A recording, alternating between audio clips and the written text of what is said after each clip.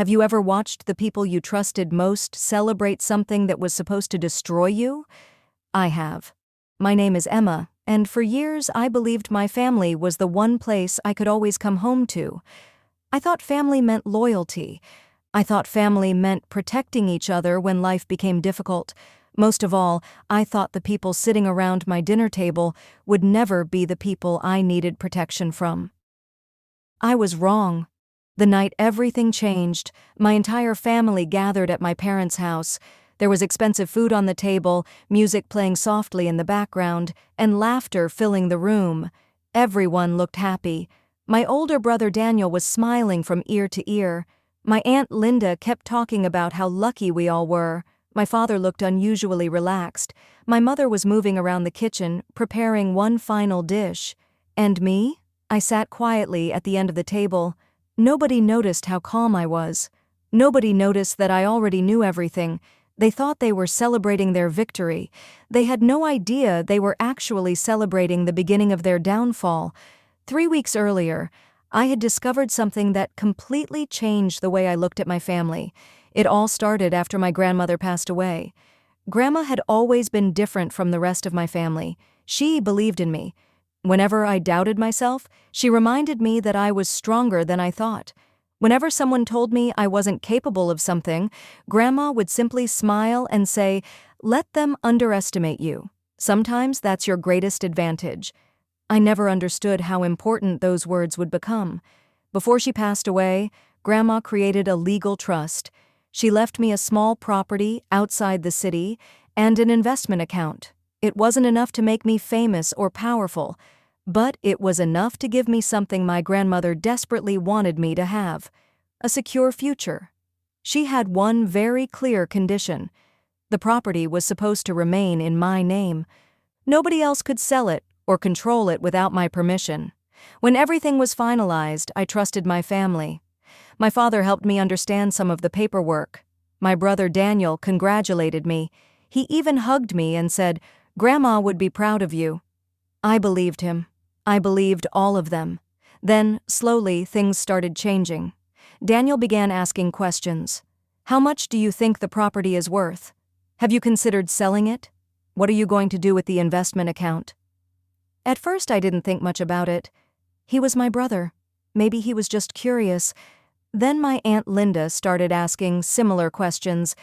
She would casually mention how expensive everything had become. She would talk about bills, business problems, and family expenses. Then one afternoon, she looked at me and said something that stayed in my mind. "You know, Emma, family should help family." I smiled politely, but inside, something felt wrong. Because every time someone in my family used the word family, it seemed to mean that I was supposed to give them something. Then came the phone call that changed everything. I received an email from a law office. They wanted to speak with me about documents connected to my grandmother's estate. I called them immediately. The lawyer's voice was calm. She explained that there had been an attempt to make changes involving my grandmother's property. I didn't understand. Then she asked me a question. "Emma, did you recently authorize any documents concerning the sale of the property?" I said no. There was a long pause. Then she said, "That's what we thought." She sent me copies of the documents. I opened the first file, and my heart sank. There was my name. There was a signature that looked like mine, but I had never signed that document. I opened another file, then another. And suddenly, I saw the names: Daniel, Linda, my father. They had been discussing the sale of my grandmother's property. They had apparently planned to divide the money among themselves, and somehow they had tried to make it look as though I had agreed. I stared at my computer screen for several minutes. I didn't cry. I didn't scream. I couldn't even speak. I kept asking myself the same question: how could my own family do this? These were the people who had hugged me at Christmas, the people who had sat beside me when Grandma was sick, the people who told me that we would always stay together. And now they were trying to take the one thing Grandma had deliberately protected from me. Then I remembered something. A few weeks earlier, Daniel had asked me to sign some papers. He told me they were routine family documents. I had said I wanted to read them first. He became irritated. Emma, why don't you trust me? I remember feeling guilty that day. Now I understood. He wasn't angry because I didn't trust him. He was angry because I had refused to give him exactly what he wanted. I called the lawyer again. I asked what I should do. She told me not to confront anyone yet. She told me to keep every message, every document, and every piece of evidence. So that's exactly what I did. I didn't tell Daniel that I knew. I didn't tell my parents. I didn't tell my aunt. Instead, I became very quiet. And sometimes, silence is more powerful than anger. Over the next few weeks, my family became even friendlier. Daniel started calling me almost every day. My mother kept telling me how important it was for everyone to work together. My Aunt Linda suddenly became extremely interested in my future. They thought I was unaware. They thought I was still the trusting Emma they could easily convince, so I let them think that. I smiled, I listened, I asked innocent questions, and I collected evidence. Then one evening my father called me. He said everyone was getting together for a family dinner. I asked him what the occasion was. He laughed. Nothing serious. We're just celebrating. I asked, celebrating what? He paused for a second. Then he said, the future. Those words stayed in my mind. The future. They had no idea what was waiting for them. Saturday night arrived. When I walked into my parents' house, everything looked perfect. The dining table was beautifully decorated. There was music playing. Everyone was dressed nicely. My brother Daniel was already sitting at the table. When he saw me, he smiled. Emma, finally. I smiled back. Sorry I'm late. He stood up and hugged me. If I hadn't known the truth, I might have believed that hug was genuine, but I knew better now. We sat down for dinner. For almost an hour, everyone talked about the future. Daniel talked about business. My aunt talked about money. My father talked about how things were finally going to become easier. Nobody directly mentioned the property. They didn't have to. I knew exactly what they were celebrating. Then Daniel stood up. He raised his glass. To family, he said. Everyone smiled. To new beginnings. The glasses touched. I lifted mine too, but I didn't drink. Daniel looked directly at me. Emma, I think Grandma would be happy tonight. That sentence hurt, not because I believed him, but because Grandma had trusted these people too. I slowly placed my glass on the table. Then I said, I agree.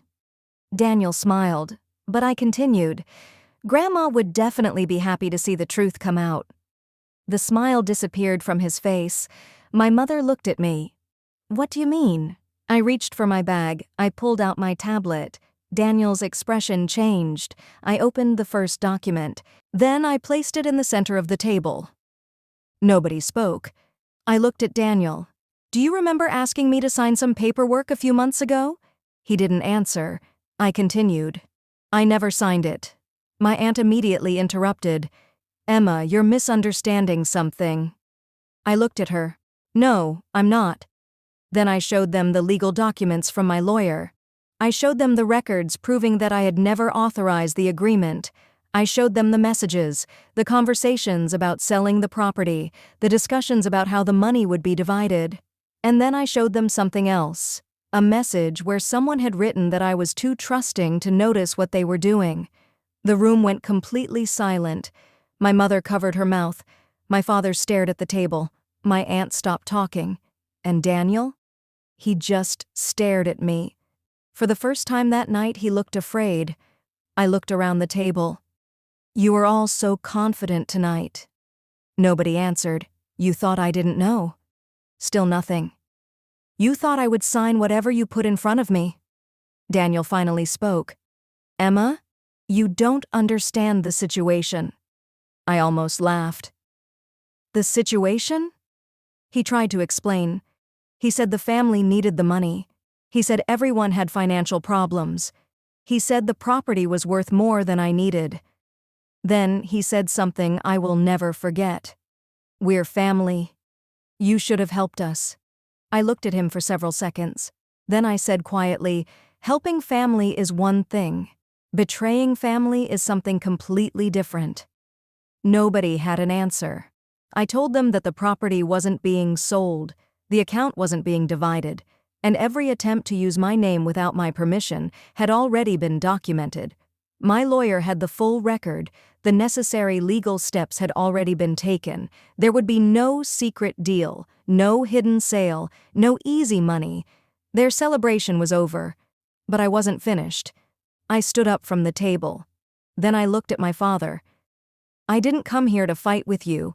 I looked at my mother. "I came here because I wanted you to hear the truth from me."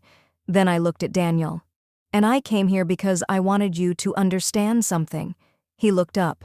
I said, "You didn't lose the money tonight." He looked confused. "You lost my trust." That hurt him more than anything else I could have said, because money can sometimes be replaced. Trust cannot. I walked toward the door. My mother called my name. "Emma, please." I stopped. For a moment I thought about turning around. I thought about all the family dinners, all the birthdays, all the memories. Then I remembered Grandma's words. Never let other people's opinions decide your future. So I turned around one last time. "I hope someday you understand that what you tried to take from me wasn't just property." I paused. "It was the future Grandma worked so hard to protect." Then I walked out. The next few weeks were difficult. There were arguments, there were apologies, there were phone calls. Daniel said he had made mistakes. My aunt said she never meant for things to go that far. My father admitted that he should have stopped it earlier. But some things cannot be repaired with one apology. I didn't seek revenge by hurting them. I didn't destroy their lives. I simply stopped allowing them to control mine.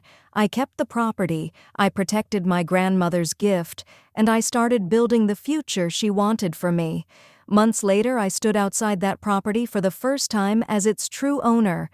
The sun was setting, the wind was moving through the trees, and for the first time in a long time, I felt completely free. I thought about the night my family had celebrated. They thought they were celebrating money. They thought they had won, but they had forgotten one important thing. Sometimes the person you underestimate is the person who knows the most. And sometimes the strongest revenge isn't destroying the people who hurt you. It's becoming so strong, so independent, and so peaceful that they no longer have any power over you. My grandmother once told me that people might underestimate me. She was right, they did. My family thought my kindness made me weak. They thought my silence meant I didn't understand. They thought my trust made me easy to control. But they were wrong. My silence wasn't weakness. It was patience. My kindness wasn't stupidity. It was a choice. And when they crossed the line, I didn't need to become cruel. I simply needed to stand up for myself. Because sometimes justice doesn't arrive with shouting. Sometimes it arrives quietly, with documents, with facts, with patience, and with the courage to finally say, "Enough." That night, my family thought they were celebrating their victory, but they were actually celebrating the moment I finally stopped letting them decide my worth. And that was the truth they never saw coming.